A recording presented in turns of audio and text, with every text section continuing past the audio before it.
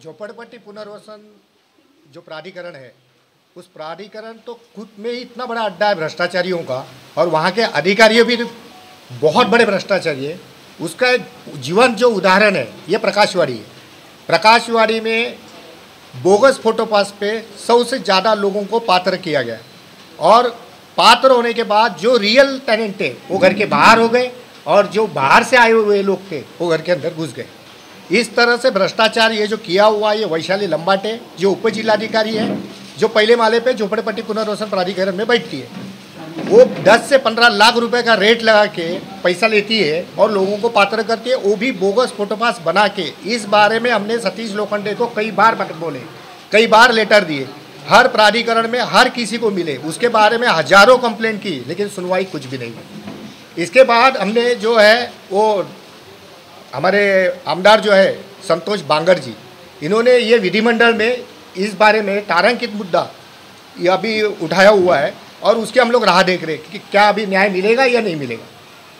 तो ये मामले को लेके क्या पुलिस कंप्लेंट करने की कोशिश की आपने जो वैशाली जीएम के खिलाफ? और वैशाली लंबाटे के खिलाफ तो हमने पुलिस स्टेशन से लेके ईडी से लेके सीबीआई से लेके हर यंत्रणा में हमने सब कुछ डाला हुआ है। उनके बहुत सारे एविडेंस भी हमने जमा किए हुए हैं, जो कि हमने सीओ लोखंडे के पास ये हमने दिए भी है, लेकिन वो भी मुझे लगता है कि उनके ये भ्रष्टाचार का बहुत बड़ा मुखिया है सतीश लोखंडे जी, ये सीओ है वहाँ के, लेकिन ये भी उसमें मिले हुए हैं। सर, आपने कैसे कहा कि अपने एविडेंस है, क्या एविडेंस है?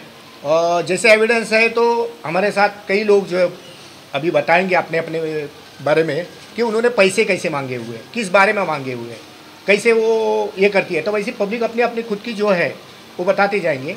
जैसे सालगांवकर जी है, वो अपना भी बता देंगे। अभी मेरा नाम है रघुनाथ दत्ताराम सालगांवकर। एक्चुअल वैशाली लंबाटे जो है, उन्होंने वहाँ पर एक दलाल को अपॉइंट किया हुआ है। तो दलाल का नाम है अजीत पवार। जो कोई आता है उनको पहले एंटरटेनमेंट करती है, वो पेपर्स देखती है, देखने का बहाना करती है, आप आइए इतने दिन में, और ये बाहर इनको खबर मिल जाती है कि भाई एक बकरा आ गया है, इसको हलाल करना है। तो वो हिसाब से वो बकरे को पास जाके पूछ करता है उसको, भाई आप हमारे पास आइए, आपको वहाँ पे नहीं कुछ काम होने वाला है, हम आपको काम करा के देंगे। ये ऐसे करके ये लोग ये सब बोलते हैं ना, 60-60 मिला के यही सब काम कर रहे हैं लोग।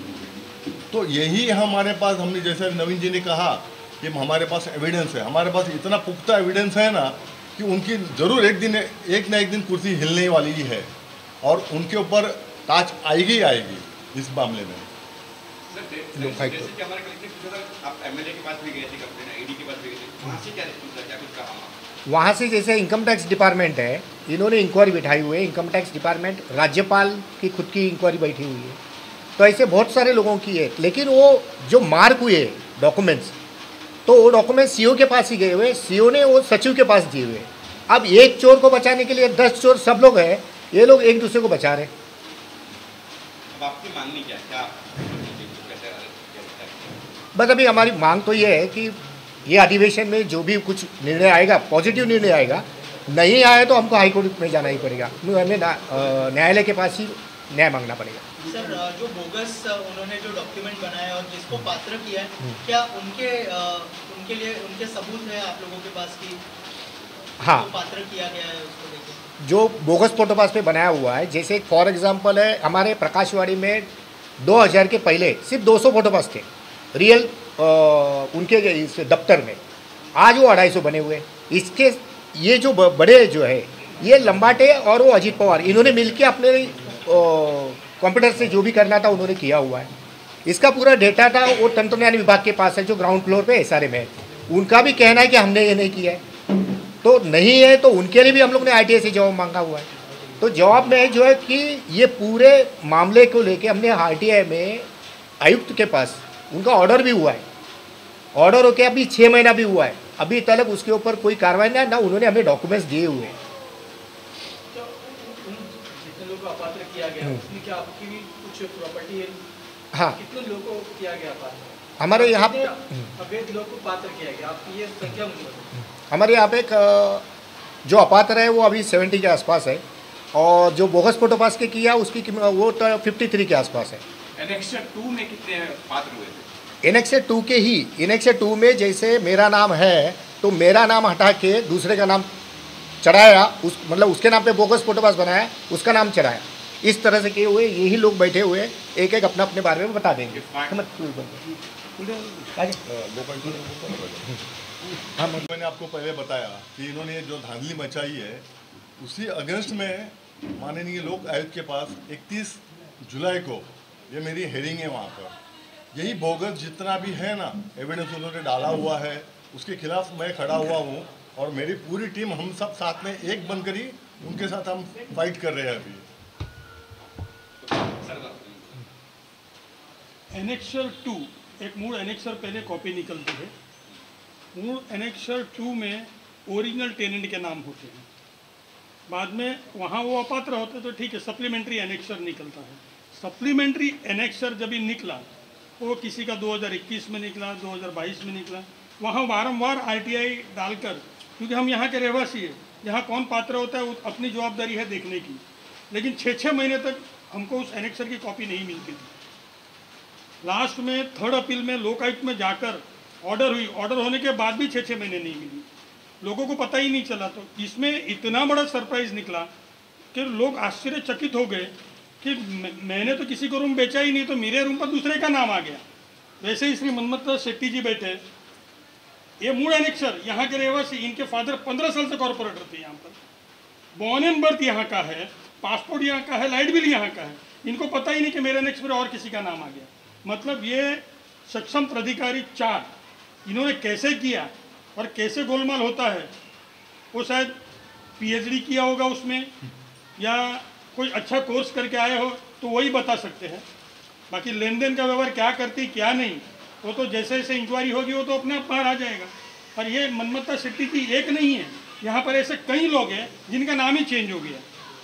वो खुद अपनी व्यथा जो अपना दुख है, आज साहब मुंबई में घर जाता है ना तो वो उसकी कल्पना उसको ही होती है, बाकी किसी को होती नहीं है।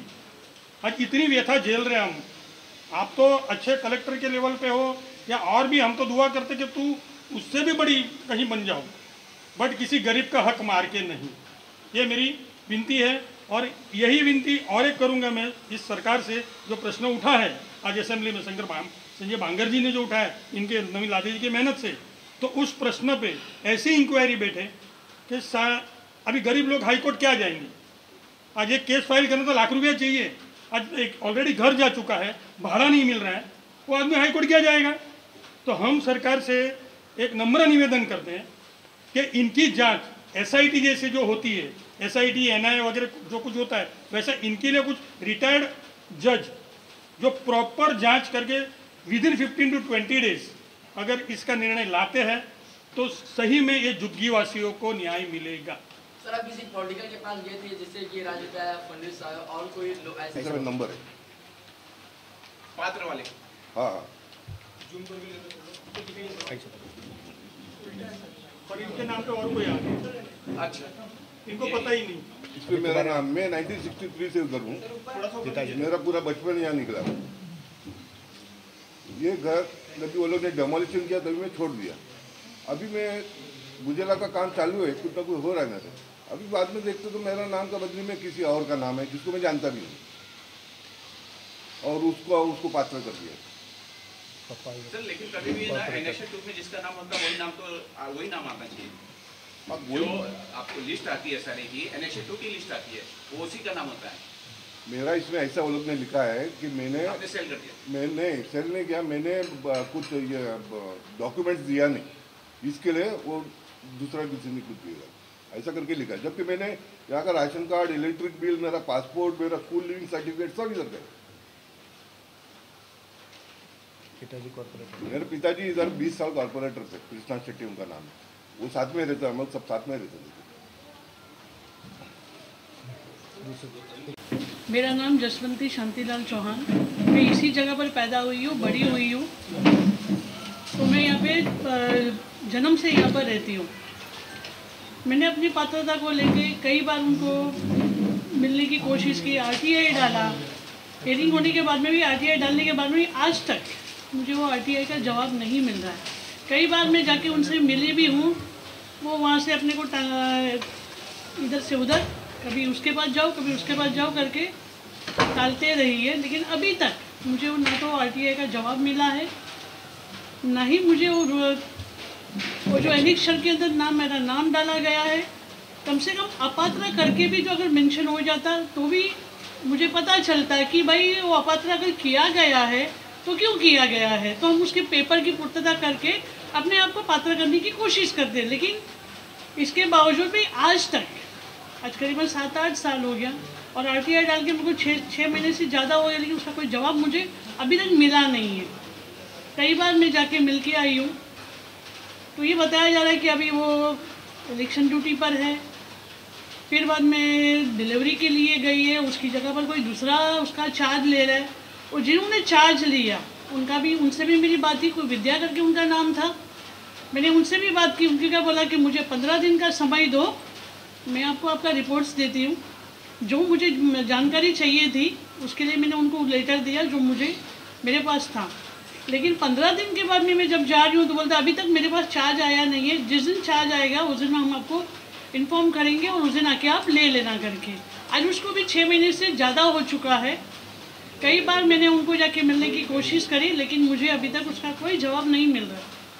मैं सर तभी भी एक जानना चाहूँगा, developer Omkar realtor developer Omkar का ओमकार का हिस्ट्री तो अच्छी है नहीं, है सबसे गंदी हिस्ट्री है। तो उसके बाद भी आपने ओमकार को कैसे दे दिया? नहीं ओमकार तभी 2010 में आया हुआ है, 9 में आया हुआ है। तो अभी रिकॉर्ड अभी खराब हुआ तभी अच्छा। हाँ ओमकार की हिस्ट्री तो मलाड से मैं जानता हूँ अच्छी नहीं है, फिर आपने एक भी बार ओमकार का जिक्र नहीं किया कि उसका हाथ हो सकता है इसमें? नहीं ओमकार का भी हाथ है ना इसके अंदर, ओमकार का भी हाथ है क्योंकि उसको ओसी चाहिए थे। 2021 में उसने ओसी लिया और लेके गया, जो कि ये प्राधिकृत मंडल जो बिठाया ना वो इसी चीज़ के लिए ओमकार ने बिठाया था, ये जो SRA को लेके। और जिन लोगों का पात्र किया गया मतलब अपात्र तो नहीं कह सकते, जिन लोगों का नाम नहीं लेकिन किसी और का नाम डाला गया, तो उनका लिस्ट होगा क्या आपके पास जिनके नाम है ना? हमारे पास वो लिस्ट है, 53 लोगों के है। 53 हाँ बता सकते हैं तो वो लिस्ट में दिखाते और जिन लोगों का नाम ऐड किया गया तो उन लोग से आपने बात की कि उसका नाम तो बेसिकली पात्र में नहीं आना चाहिए लेकिन हो चुका है, तो उन 53 लोगों से आपने कुछ बात किया? नहीं, हमने उसके बारे में किसी से बात नहीं किया। हमने डायरेक्ट पुलिस स्टेशन में अर्जी दिया, जैसे मनमत्ता शेट्टी जी है और जो आए हुए हैं उन्होंने पुलिस स्टेशन में अर्जी दी हुई है। सर मेरा नाम अस्मिता पंचाल है, मेरा 49 एज है, यहाँ से ही मैं पैदा हुई, यहाँ ही रहती हूँ मैं सर। पर उन्होंने हमें यानी घर नहीं दिया, नहीं घर का भाड़ा दिया और लिस्ट में हमारा नाम है, प्लस हमने उनको सब यानी लाइट बिल से लेके लिविंग सर्टिफिकेट, स्कूल की सर्टिफिकेट, कॉलेज की सर्टिफिकेट सब दिया है उनको, फिर भी उन्होंने हमारा काम नहीं किया, इतना भाड़ा नहीं दिया। आपका कितने महीने बड़ा हुआ स्टार्ट से एंड तक? स्टार्ट से एंड तक भाड़ा ही नहीं मिला। कितने साल हो गए? 10 साल। और शुरुआत में कितना भाड़ा का बोला था उन्होंने? 13,000 पूरे भाड़े का। ओके, और उससे पहले मतलब जब आपका नाम नहीं आया तो आपने पूछा उनको क्या रीज़न है उसके पीछे, कौन सा डॉक्यूमेंट कम है? जैसे आपने कहा कि सारे डॉक्यूमेंट दिए आपने, वो इन्होंने जो है वो सब जगह करस्पॉन्डिंग की हुई है। जैसे अपर जिलाधिकारी, उप जिलाधिकारी है, वहाँ पे उन्होंने जो 35 अन्वय करके फिर 3 नंबर के फॉर्म होते हैं, जितने फॉर्म भरने थे उतने सब जगह फॉर्म भरे हुए हैं। लेकिन अभी दिक्कत ये है कि ये जो वैशाली लंबाटे जो बैठी हुई है उसको चाहिए 10 से 15-20 लाख के आसपास, मतलब आपकी घर की वैल्यू है 70 लाख, तो आपको उसको 20 लाख रुपया लेके जाने का और काम करके आने का। आपके डॉक्यूमेंट्स हुए तो भी ठीक और नहीं हुए तो भी ठीक। सर इस पर भी मेरा एक क्वेश्चन बचता है कि आज शुरू से जब ये इतनी चीजें हो रही थी, कमेटी चेंज हुई क्या? पहले कमेटी जो स्टार्ट से है वो कमेटी चेंज हुई क्या? हाँ, वही कमेटी को डेवलपर ने और SRA ने चेंज करके प्राधिकृत मंडल को लाया। कमेटी थी उनकी जिम्मेदारी होती है ना कि हाँ, तो उनको हटाया गया।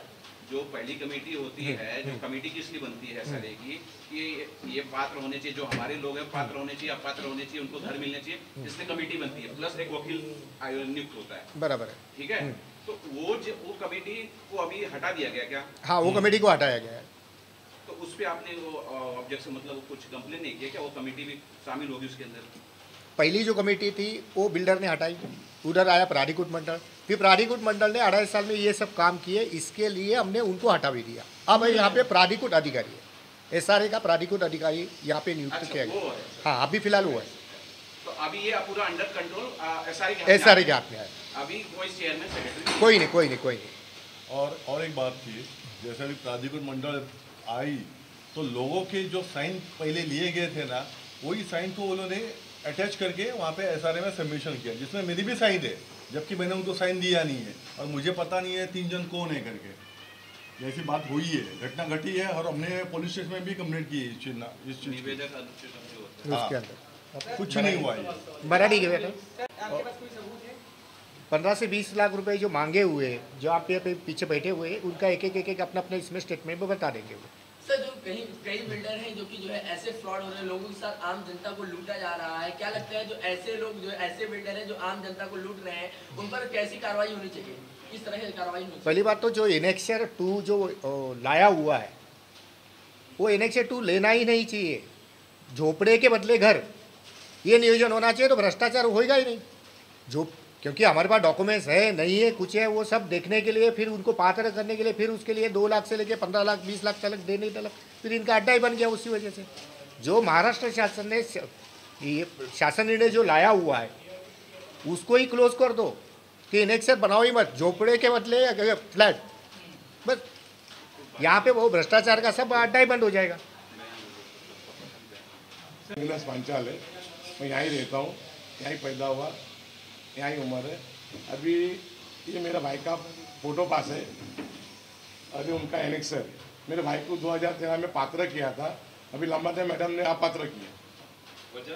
वजह उनको हमने पूछा माहिती देर काय की लापात्र क्या डॉक्यूमेंट क्या है, 2005 फोटो पास बोले तो झोपड़पट्टी विनोजन, ये तो तुम्हारा गवर्नमेंट ने दिया, इसका मतलब तुम्हारा झोपड़ा था, इसके ऊपर ही घर मिलना मांगते, तो अभी तक घर नहीं मिला, ना भाड़ा मिला, तुमसे मांगने जा रहे तो पैसे मांग रहे।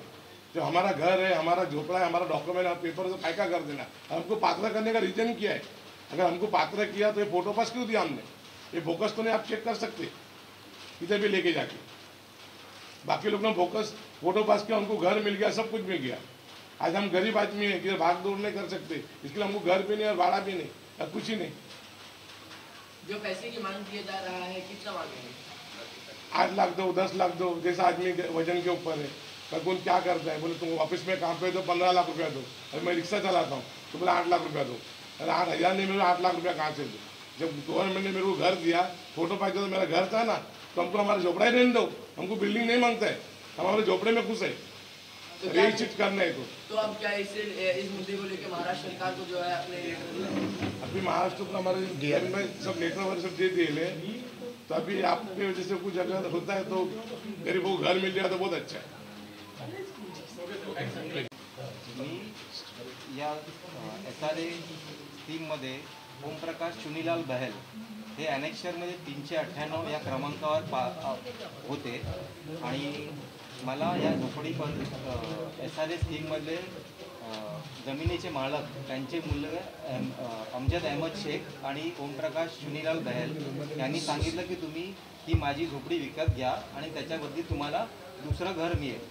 तर मी त्यांच्यावर विश्वास ठेवून हे घर घेतलं आणि त्याच्यानंतर आता या वेळेला जवळ 10-12 वर्ष पूर्ण झाली आणि आता माझ्या असं माहितीमध्ये आलं आहे की ही सदर झोपडी एक तिसऱ्या व्यक्तीच्या नावावर झाली आहे आणि त्या झोपडी विकण्याचं आणि त्याचे व्यवहार करण्याबद्दल ते जागेचे जे मूळ मालक होते ओमप्रकाश चुनीलाल बहल यांना देखील याबद्दल काहीच कल्पना नाही आहे। आता त्याबद्दल तुम्हाला असं दाखवू की माझं जे ॲनेक्शरमध्ये नाव होतं हे 398 क्रमांकावर त्यांचं नाव आहे ओमप्रकाश चुनीलाल बहल।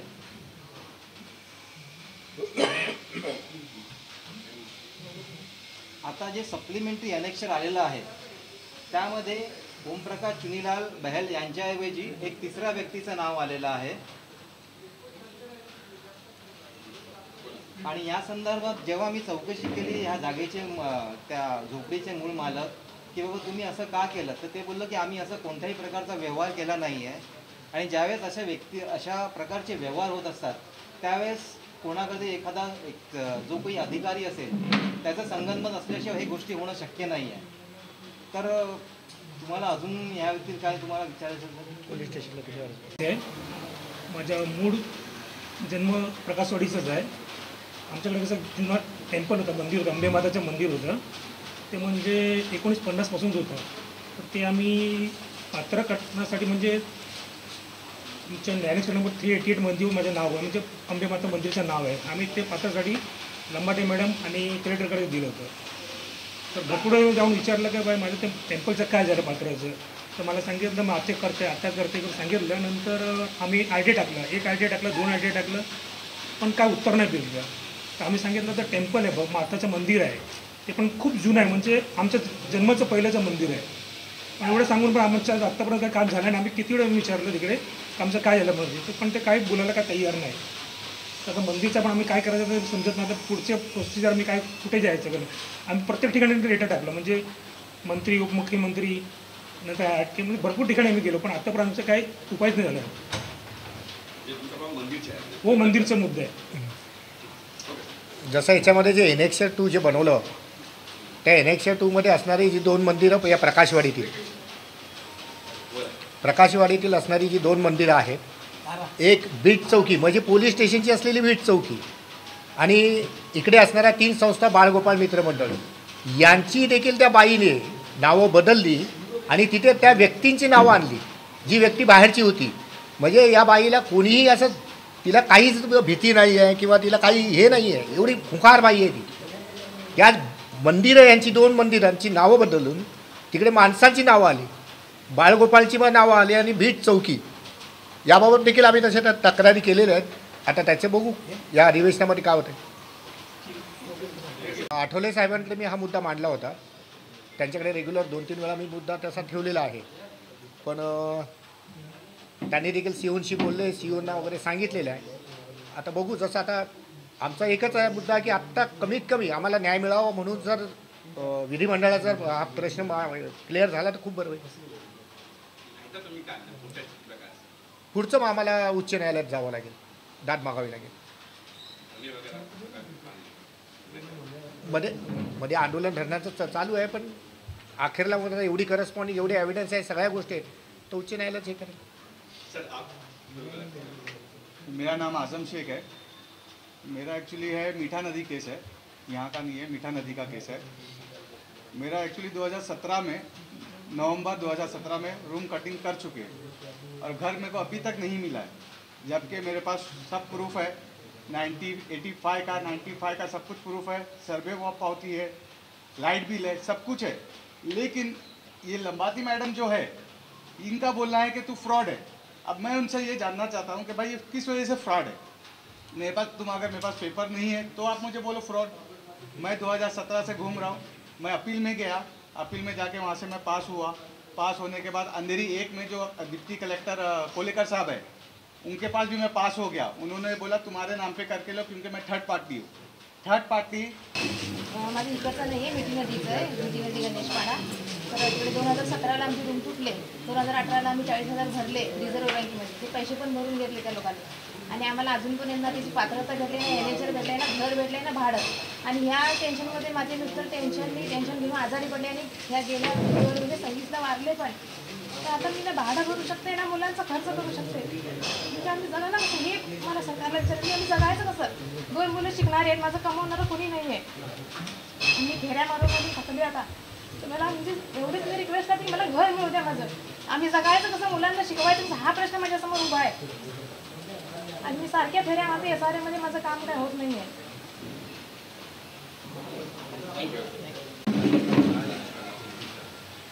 सबसे पहले तो ये जो वैशाली लंबाटे है, इसके 3 साल पूरे हो चुके हैं. इसको 2 साल तो बढ़ा के दिया, तो ये भी जो बढ़ा के दिए, पहले इसको भगाओ. सरकार से पहली मांगी है. ऐसी भ्रष्ट जो लेडी है ये हमने कभी देखी नहीं. पहले इनको निकालो. और दूसरा ऐसा है कि जो प्रकाशवाड़ी में जो धांधली मची है, उसके ऊपर ध्यान केंद्रित करके ये लोगों को न्याय मिले और लोग अपने अपने घर में आए.